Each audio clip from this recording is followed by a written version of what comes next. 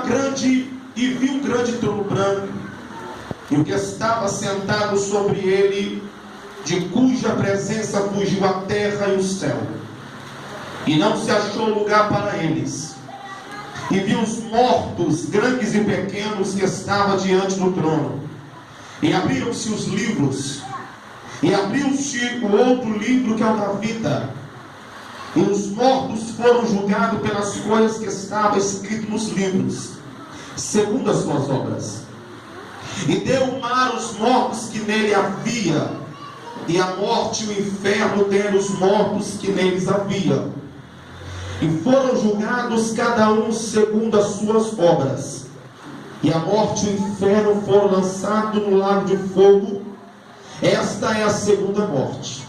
E aquele que não foi achado escrito no livro da vida foi lançado no lago de fogo. E você assente no seu lugar.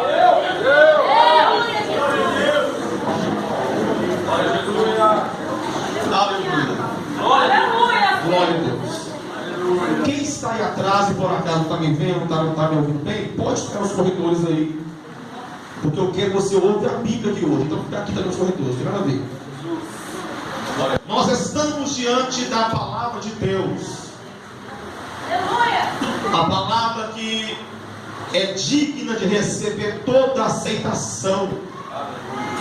E eu não vou fazer rodeio para entrar no que Deus me deu, para você entender o que Deus quer falar contigo nesta noite.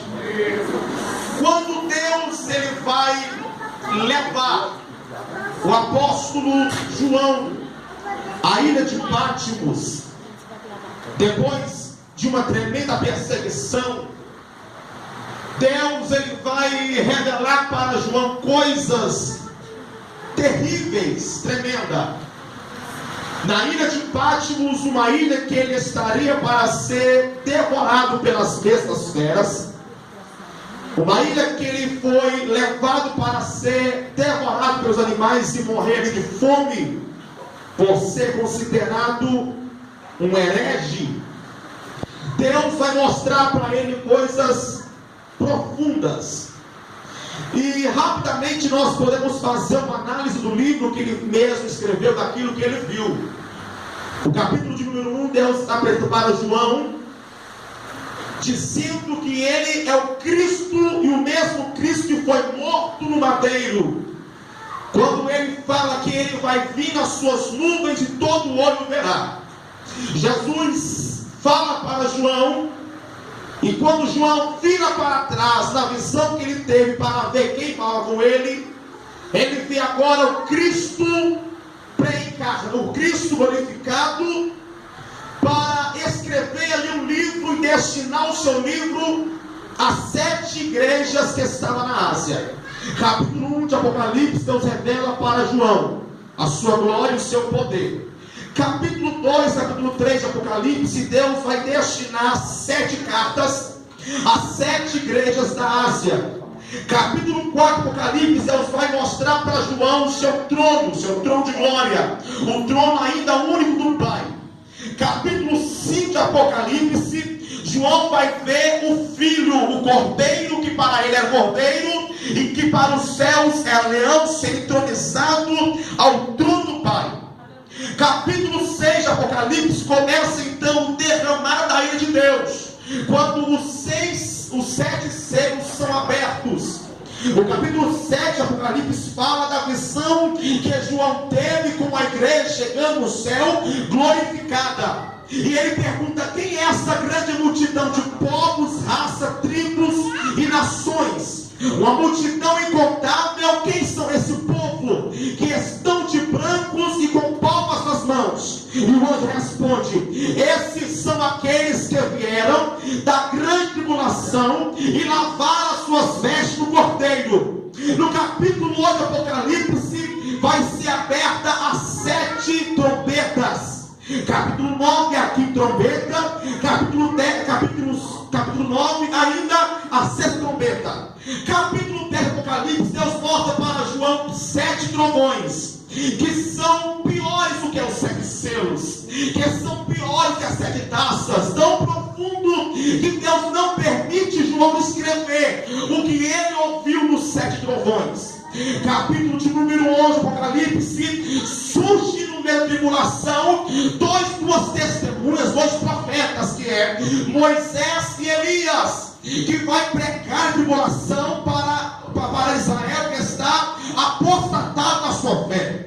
Capítulo de número 12, João vai ter uma visão de uma mulher sendo perseguida por um dragão, que é uma tipologia bíblica da igreja perseguida pelo diabo. E quando de repente ele vê também Satanás, que age no mundo espiritual, se arrega na terra com os seus demônios. Capítulo 13, Apocalipse 13, ele vai ter a visão da besta que subiu no mar, que é uma figura do anticristo, e vai ter a visão da besta que subiu da terra, que é uma figura do falso profeta, ou seja, uma trindade satânica: a besta, o anticristo e o falso profeta. Capítulo 14, ele vai ter a visão da vindima e a ceifa, quando de repente ele olha para o céu e vê Deus no seu céu com uma foice na mão, dando a ordem para o anjo descer e ceifar a terra com essa foice. Capítulo de número 15, João continua tendo a visão e vai ser aberto mais 7 taças, que são as taças da ira de Deus.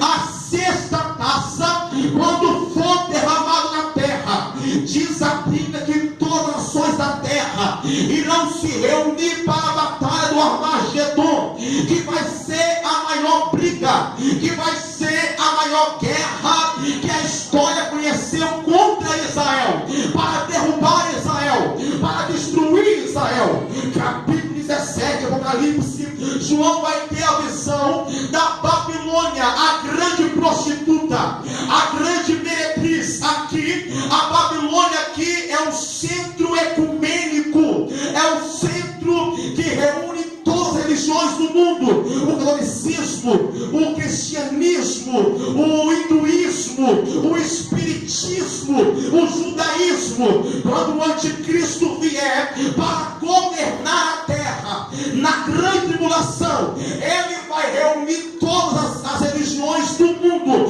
numa só religião. O anticristo vai ser uma espécie do Cristo da terra e um falso profeta, uma espécie do Espírito Santo. Capítulo 18, João continua a visão e ele vai ver a Babilônia política. Quem vai mandar no mundo vai ser um só governo mundial, dominado pela mão do anticristo. No capítulo 19, João vai ter uma visão gloriosíssima, quando ele vai ver o céu vai parar por um instante, e vai haver um júbilo tremendo, quando de repente, João vai ver descer do céu um cavalo branco, com uma grande miríade de anjos atrás do cavalo branco, e um cavaleiro amontado por cima desse cavalo branco, que se chama Fiel e Verdadeiro. Quando ele descer, João bateu os olhos nele e ele viu, ele disse: os seus olhos é como chama de fogo, a sua cabeça tem várias coroas, ou vários diademas, e um nome que ninguém conhece, e na sua perna ele tem escrito Rei dos Reis e Senhor dos Senhores. No capítulo 19, João vai descrever quando Cristo for reunir os seus anjos, rasgar o céu de ponta a ponta, quando a lua perdeu seu brilho, o sol vai parar de brilhar, e Jesus vai descer com toda a glória do mundo para arrebatar a sua igreja, para tomar a sua igreja. Aleluia! Quando ele desce, Jesus vai abrir a sua boca e vai sair da sua boca uma espada afiada. Quando sair essa espada afiada, ele vai destruir com essa espada todos os iníquos, todos aqueles que ficaram na tribulação, que não creram nele, juntamente com o anticristo, que será desfeito com o sopro da sua boca. Capítulo 20, a terra restaurada, e vai começar na terra o reino milenial de Cristo. 1000 anos no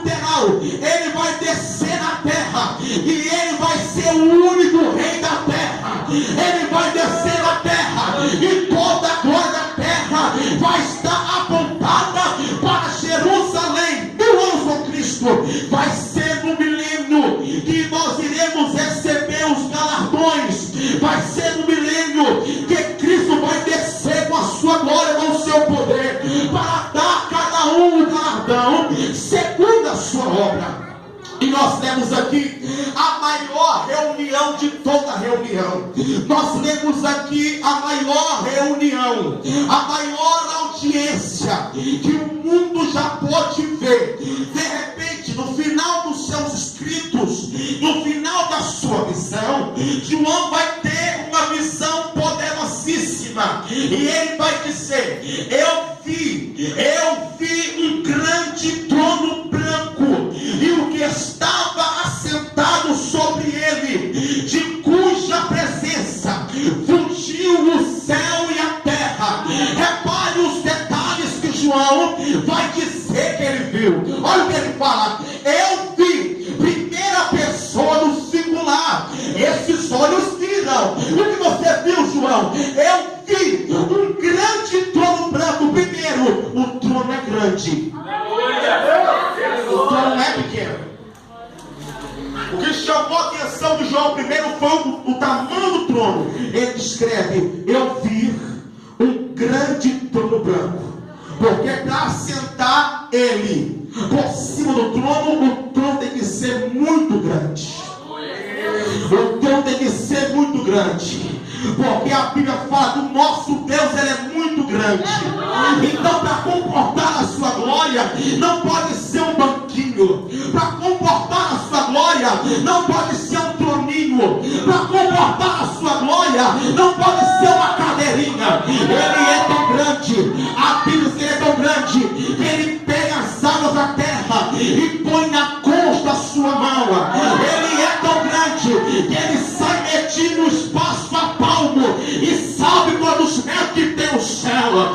Ele é tão grande que ele pega todas as terras, todo o pó da terra, e pesa na balança o pó da terra e os montes em balanço de precisão. Ele é tão grande que ele sabe quantos fios de cabelo tem a humanidade. Ele é tão grande que ele chama cada estrela, são quase 7 milhões de estrelas. Ele chama cada estrela pelo seu nome. Ele é tão grande, aleluia, que ele chama o raio, e o raio fala: eis-me aqui, Senhor. Ele é tão grande que o seu trono está no céu e os seus pés estão aqui na terra. Ele é tão grande, aleluia. Depois, ele é tão grande que as ilhas correm da sua presença. Ele é tão grande que quando ele desce na terra, os montes se aplanam diante da sua grandeza. Ele é tão grande que os rios batem palmas para ele, e os animais ajoelham e adoram a sua grandeza. Oh, meu Deus, para receber, para compreender, para estar sobre esse trono, tem que ser alguém grande, e ele é grande, mas ele é tão grande, mas na mesma hora tão pequeno, que o universo, o planeta, o universo não suporta a sua glória. Mas um Deus tão grande, tão grande, tão grande, tão grande, ele está aqui no nosso meio.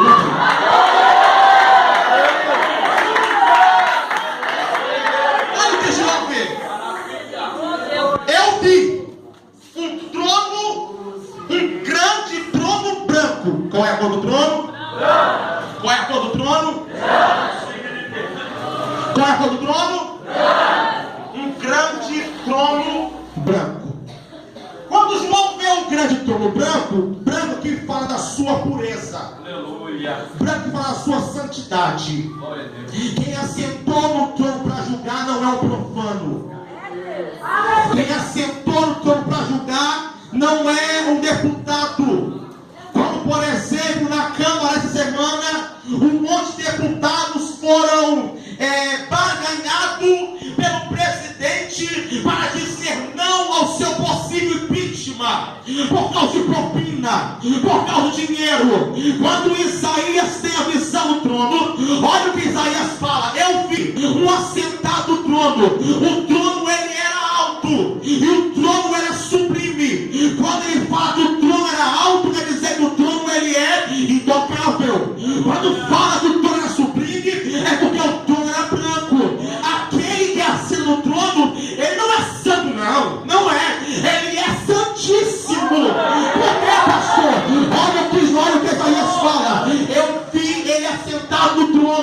quando de repente os serafins voavam por cima da sua cabeça e eles clamavam, olha para cá, os serafins não cantavam, os serafins clamavam. Cantar é uma coisa, clamar é outra coisa. Esse clamar aqui não é clamar, é berrar, é gritar e dizer: Ele é santo, Ele é santo, Ele é santo, Ele é santo. Porque os serafins estão acima do seu trono.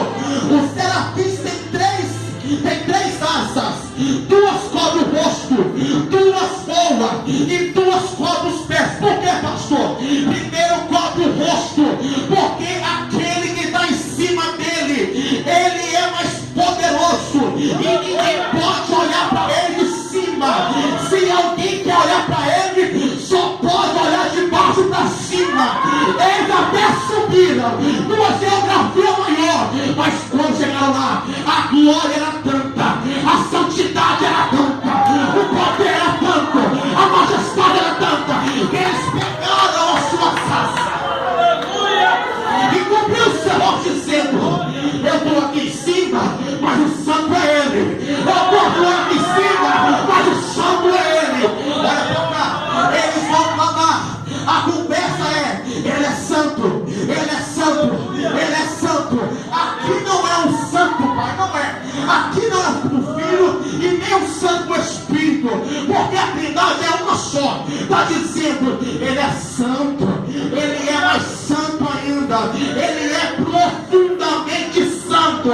Aí repete: ele é santo, ele é mais santo ainda, ele é profundamente santo. Isso aí é de manhã, é de tarde, é de noite. Isso aí é enquanto a eternidade durar. Ele só sabe dizer: santo, santo, santo, santo. E o hebraico é assim: Kadosh, Kadosh, Kadosh, Kadosh. E a peça Kadosh, Kadosh, Kadosh, Kadosh. E a peça Kadosh. Os serafins aqui vai nos dar uma lição, porque eles estão em cima voando, eles estão em cima adorando. Mas por que eles vão tampar o seu rosto? Porque aqui eu entendo que todo aquele que está no estado de adoração, a última coisa que tem que aparecer é a sua cara. Porque se a minha cara aparecer, a glória sai dele e vem para mim. Então eu vou tampar a cara, porque a glória é dele, o louvor é dele, a honra é dele.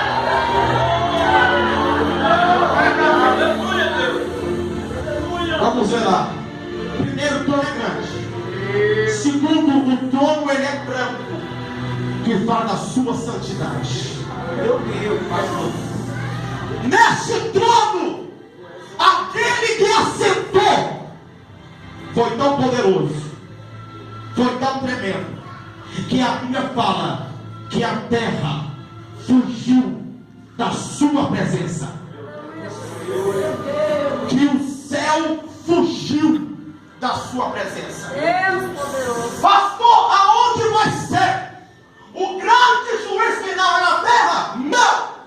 Quando a terra viu ele sair do trono no capítulo 5 e assentar o trono no capítulo 20, que é o trono branco, a terra vai desenrolar como um pergaminho e vai ser queimada. Quando o céu viu ele levantar, está no seu trono, o céu vai desenrolar também, vai se enrolar num só mistério. Aonde que vai ser, pastor? O grande juiz final? Eu não sei, mas acredito que seja no espaço sideral. A Bíblia diz assim que todos fugiram da sua presença e não achou lugar para eles. E aqui vai começar a segunda ressurreição. Nós que morremos em Cristo, nós iremos participar da primeira ressurreição com o corpo de glória. Ou seja, se você morreu sem braço, sem perna, sem cabeça, sem língua, se você morreu com o corpo doente, vai ressuscitar com o corpo de glória. Mas na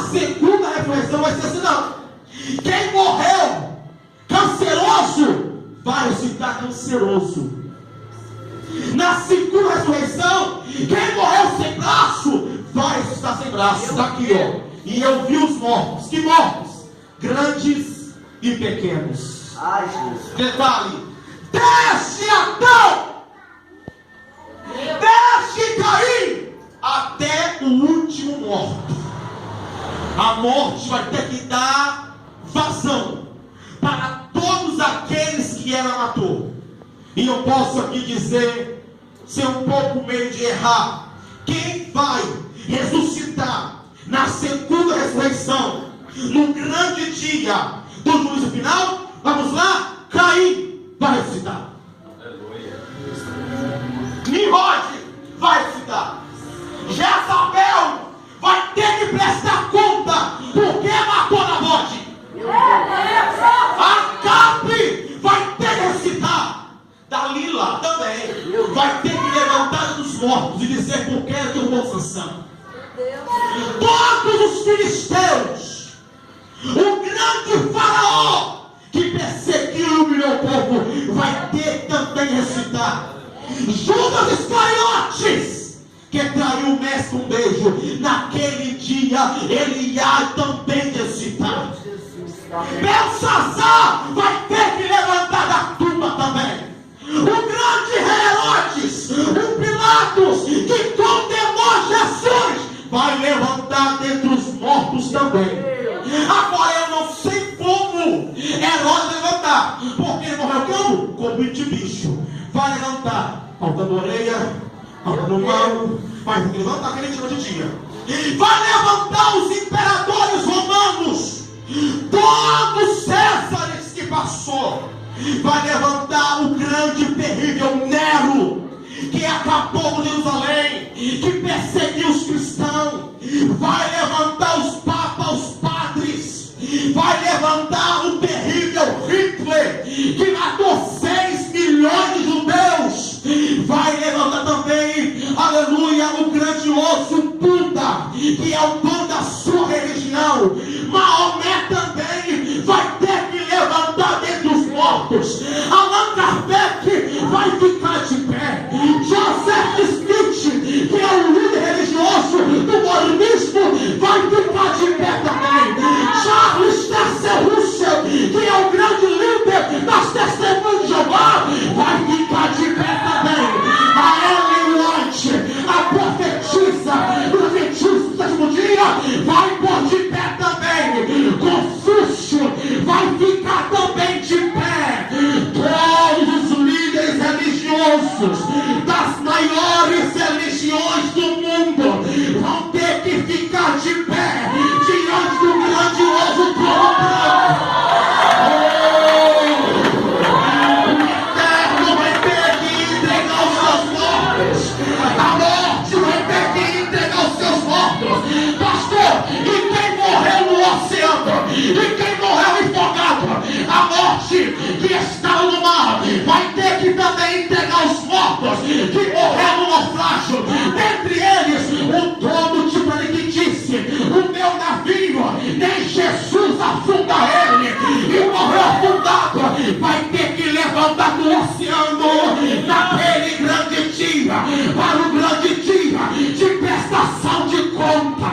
Olha para cá, está escrito no livro dos Romanos, oh meu Deus, no capítulo de número 14, aos Romanos, capítulo de número 14, no versículo de número 12, olha o que Paulo descreve: porque todos sabemos de comparecer ante o tribunal de Cristo, porque está escrito: pela minha vida, diz o Senhor, todo joelho se dobrará diante de mim, toda língua confessará a Deus, e de maneira que cada um dará conta de si mesmo. Qual vai ser, pastor, a primeira atitude que Maomé, que Hitler, que Caim, que Jezabel, que todos aqueles que morreram e foi para o inferno vai fazer? A primeira atitude que eles vão fazer é isso aqui, ó. Meu Deus!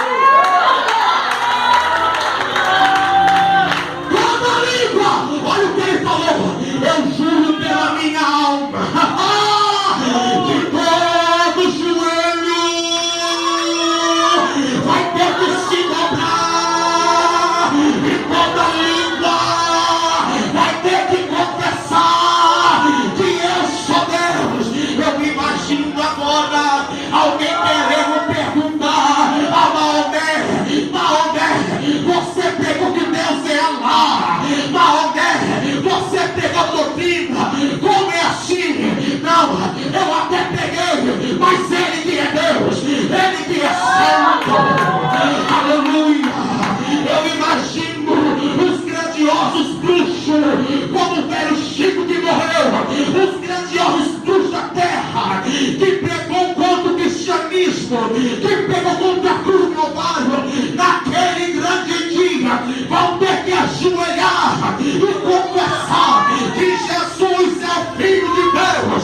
Eu imagino os ateus, os grandes ateus, que falam que não tem Deus, que não existe Deus, que esse negócio de bobeira é balela, vão ter também naquele grande dia que ajoelhar e que confessar que aquele que está autorizado pelo trono, Ele é santo, Ele é Deus.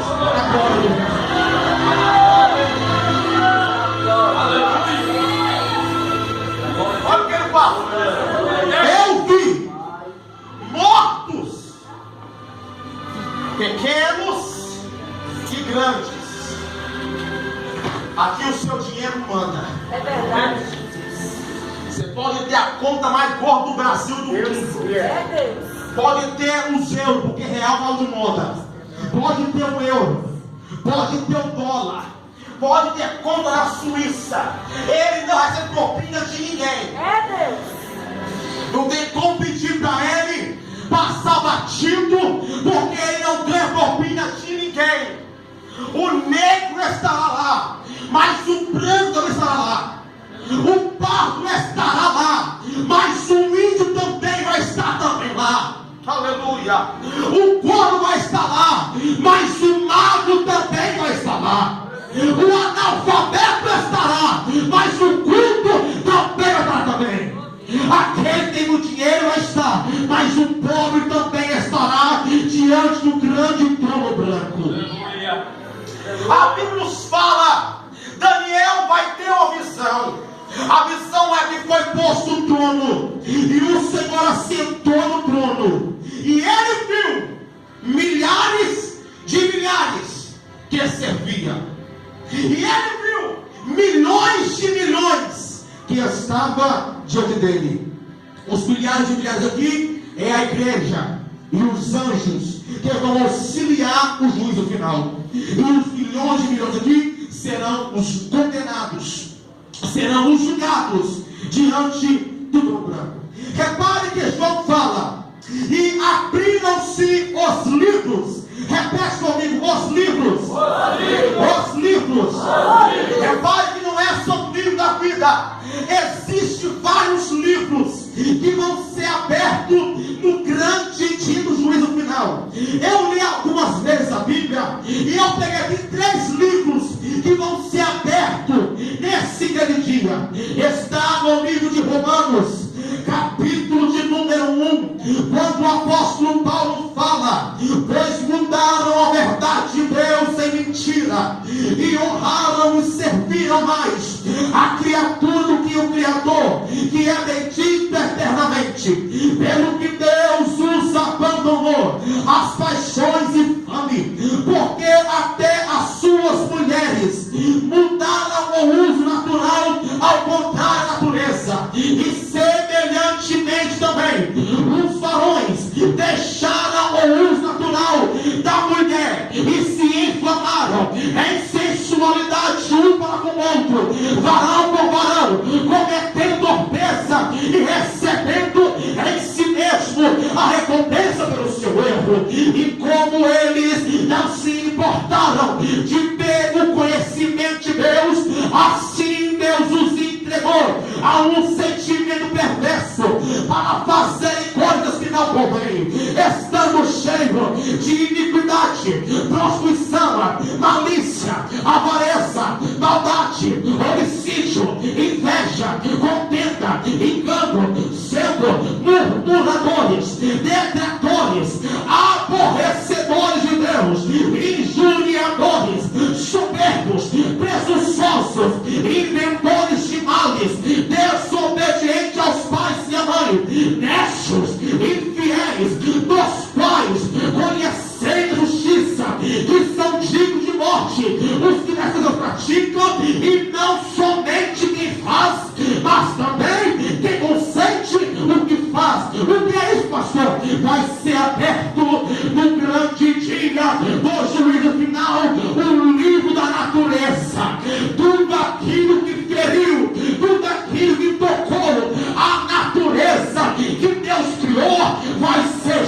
lado. E eu vou entrar agora em detalhes para você entender. Todos os transexuais vão estar lá.